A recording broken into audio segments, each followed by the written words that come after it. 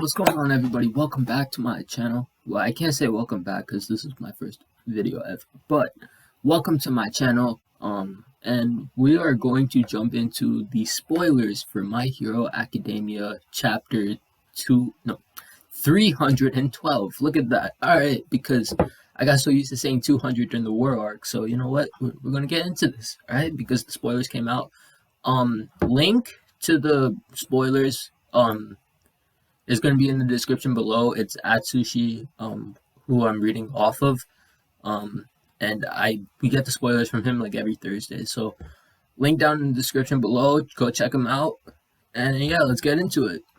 And also, I apologize in advance because I'm reading off my phone. I'm not a master video editor yet. I hope to be one day, and that's why I'm doing this. So I apologize in advance for reading off my phone. The title of the chapter is called Hired Gun.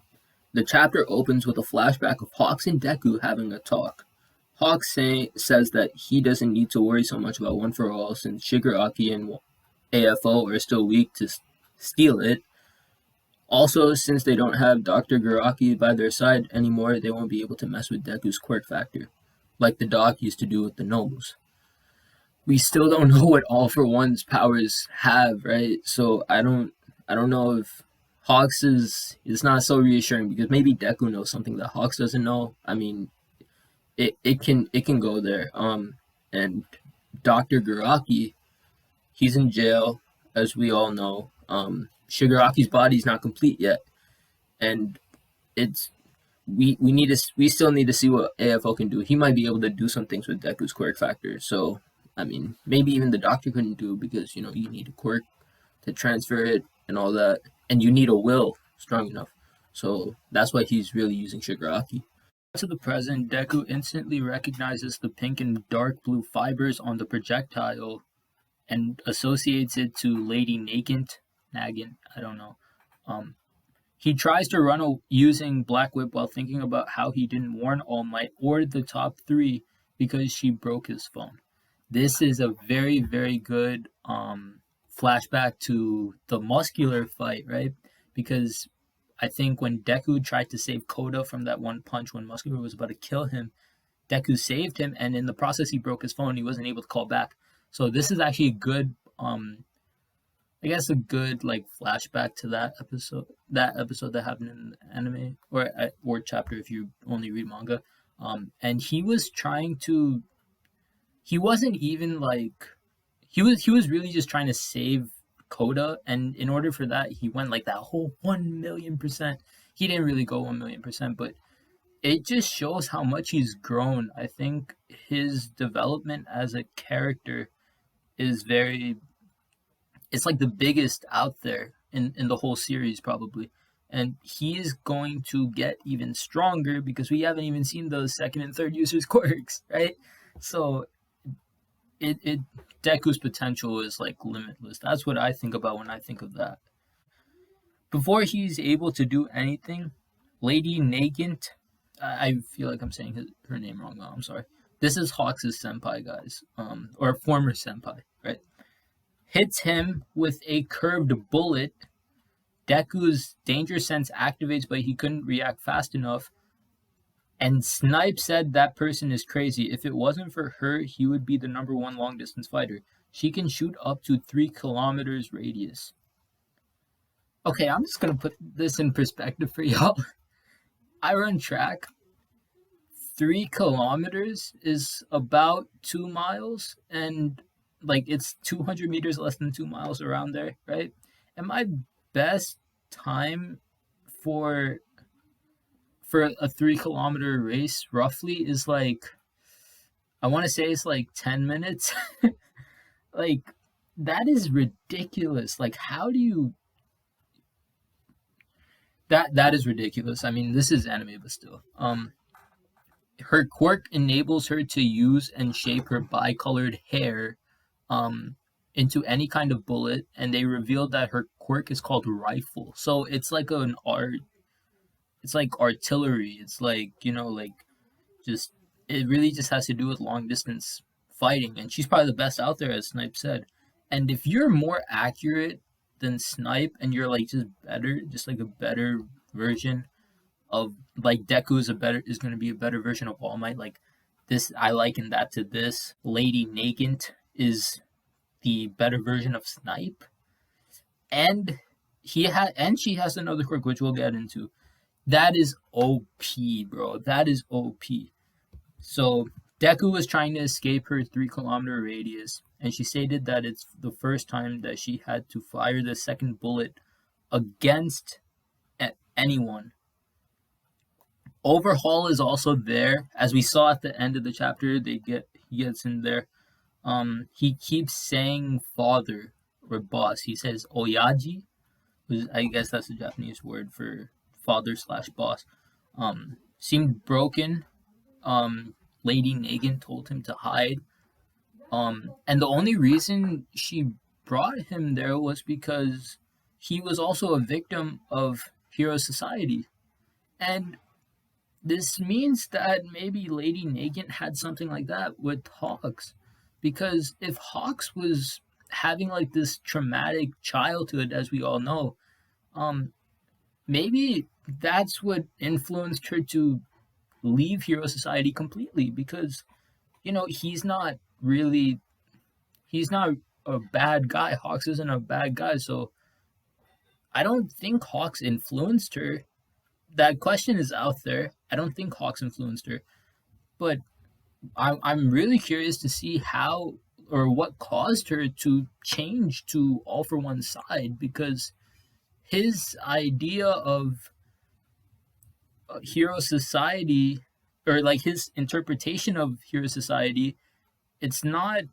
He interprets it as like a very inefficient way of running the whole community, like the whole society, really. So I'm really curious to see what she has done to, get onto the other side. Overhaul, bro, I mean, why is he even there? I don't even know, because he can't even do anything. It's like, right? Like, okay, I wanted to see Overhaul and Deku reunite, but it's like, why is he even there? If he doesn't have a quirk, why is he there? Like, I just don't see it.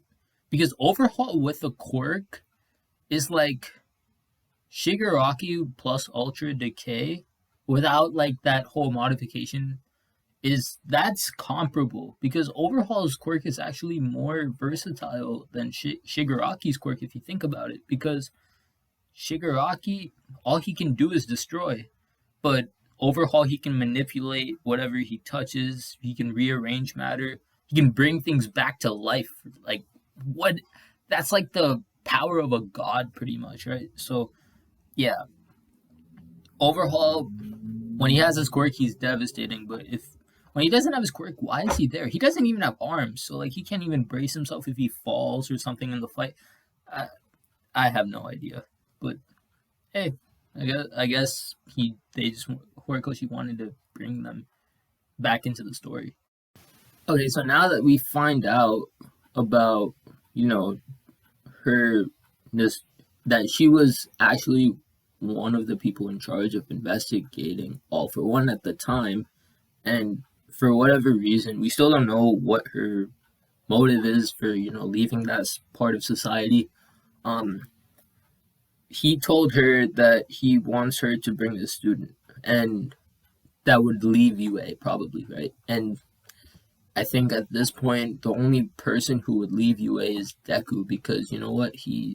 I think we all kind of expected that, things had to change with him, because so many people kept getting hurt, and it's like, why do this? And it's weird. I mean, she refused at first because the other jailbreakers only need to go rampage in order to be released. So that's saying that she doesn't like.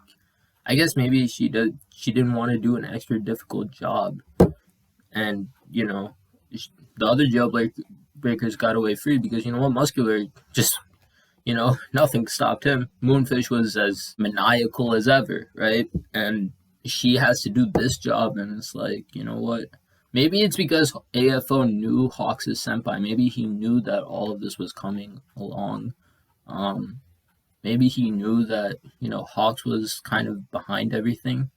because with the whole thing with Dobby, right? So maybe he was trying to get her to use something like get an advantage over Hawks in a way, because you know what, she was his former senpai. AFO explained that as long as the kid is still around, the society that Lady Nagant dreamt of will never come true. AFO, he's brainwashing all these people into believing that Deku is not the ideal guy to lead their world post hero society, right? And we're finding out that that's absolutely not true. Deku, he stands for peace, he stands for justice, he stands for everything, right? He's the All Might.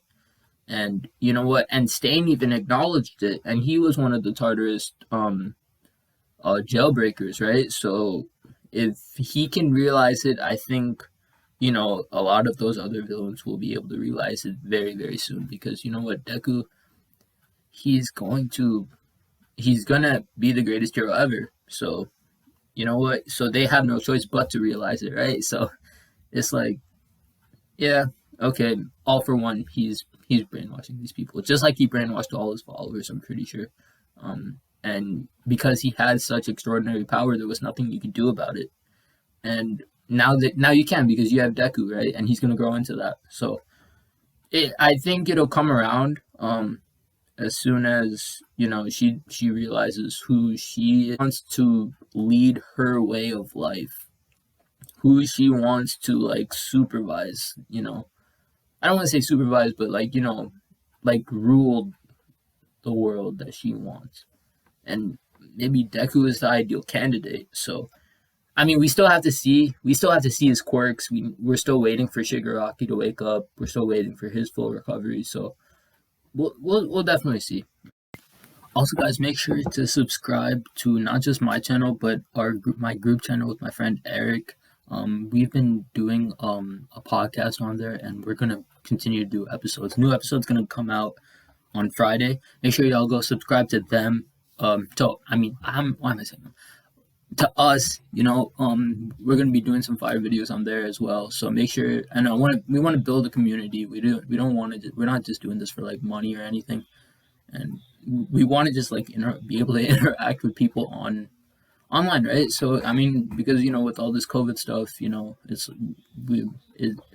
we've been missing out a lot on like that social interaction, right? So we want to interact with y'all. So make sure y'all go subscribe to them as well. All right?